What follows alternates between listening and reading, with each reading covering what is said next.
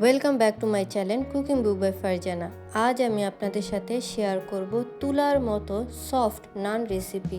আর এর জন্য প্রয়োজন ময়দা 2 কাপ, চিনি 3 টেবিল চামচ, গুঁড়ো দুধ 1/4 কাপ, ইস্ট 2 চা চামচ, লবণ 1/2 চা চামচ।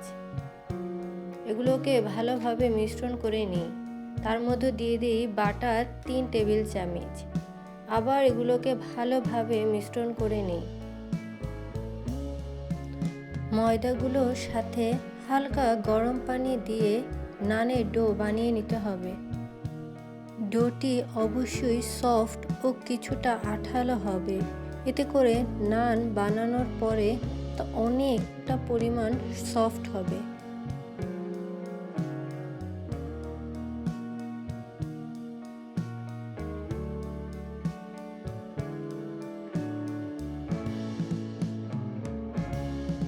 ডোটি সুন্দর করে ময়ান করে নিয়ে ডোটির উপর ও বাটির চারপাশে বাটার ভালোভাবে ব্রাশ করে দিতে হবে এবং তা একটি ঢাকনা দিয়ে ঢেকে 2 ঘন্টার জন্য রেস্ট দিতে হবে। 2 ঘন্টা পর ডোটি একটু ময়ান করে নিতে হবে।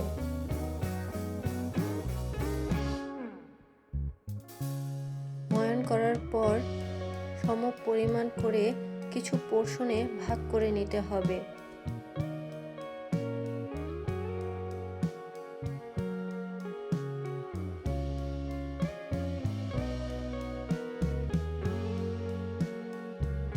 পোর্শনগুলো সব রেডি হয়ে গেলে তার মধ্য থেকে একটি পোর্শন নিয়ে তার উপর কিছু রসুন কুচি দিয়ে দিতে হবে। কিছু ময়দা ছিটিয়ে মিডিয়াম হাইটের একটি নান তৈরি করে নিতে হবে।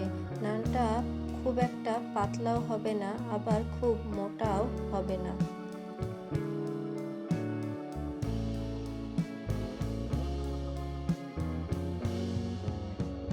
নান বানানো হয়ে গেলে তা হালকা গরম প্যানে দিয়ে দিতে হবে। তার উপর দিয়ে দিতে হবে ঢাকনা। কিছুক্ষণ অপেক্ষা করতে হবে।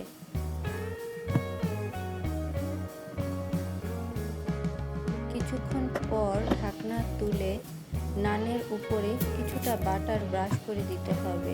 তারপর নানের অপর পিঠেও কিছুটা বাটার ব্রাশ করে নিতে হবে।